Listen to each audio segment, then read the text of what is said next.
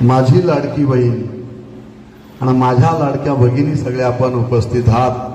त्या सगळ्या माझ्या अंगणवाडी सेविका, CRP आणि सगळे ग्रामसेवक या ठिकाणी उपस्थित आहेत।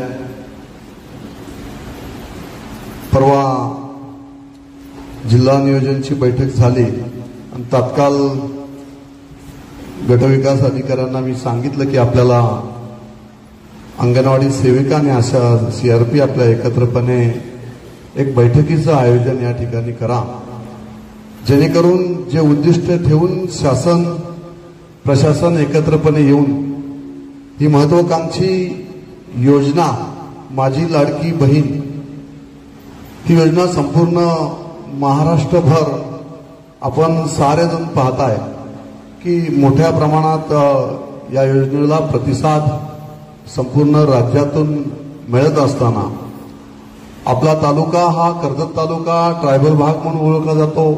मोठ्या प्रमाणात या ठिकाणी आदिवासी बांधव माझे राहतात आणि या तालुक्यामध्ये या योजनेचे लाभार्थी पात्र लाभार्थी ह्या प्रत्येकाला या योजनेचा लाभ मिळावा, कोणीही या योजनेपासून वंचित राहू नये या दृष्टीने शासन प्रशासन एकत्रपणे आम्ही काम करत आहोत। आणि म्हणूनच आपली साऱ्यांची या ठिकाणी जबाबदारी आहे की शासनाने अंगणवाडी सेविका म्हणून आपण पाहिलं की सरकार राज्यामध्ये आलं आणि या सरकारने अंगणवाडी सेविका असेल, CRP असेल, पोलीस पाटील असतील, या साऱ्या शासनाला सहकार्य करणाऱ्या ज्या ज्या यंत्रणा आहेत त्यामध्ये अंगणवाडी सेविकांचं मानधन वाढवण्यात आलं, CRPचं मानधन वाढवण्यात आलं। त्यानंतर बचत गटांना सुद्धा निधी देण्यासाठी आपण त्या ठिकाणी प्रयत्न केलेला आहे ना। अशा पद्धतीने शासनाच्या अनेक योजना या राज्य सरकारने घोषित केलेल्या आहेत आणि त्याच्यामध्ये महत्वाकांक्षी योजना म्हणून माझी लाडकी बहीण या योजनेकडे आपण पाहत आहे। खरं तर ही जबाबदारी सुरुवातीला मगाशी आता गटविकास अधिकाऱ्यांनी सांगितलं की ही योजना शासनाने घोषित केल्यानंतर 3 वेळा या योजनेच्या GR मध्ये बदल करण्यात आले।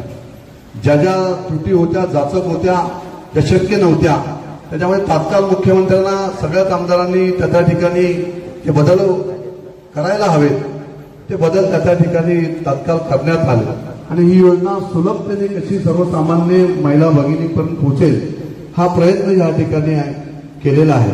आणि म्हणून आता आपण पाहताय की एकंदरीत महिला सक्षमीकरण करण्याच्या दृष्टीने शासनाची ही वाटचाल आहे।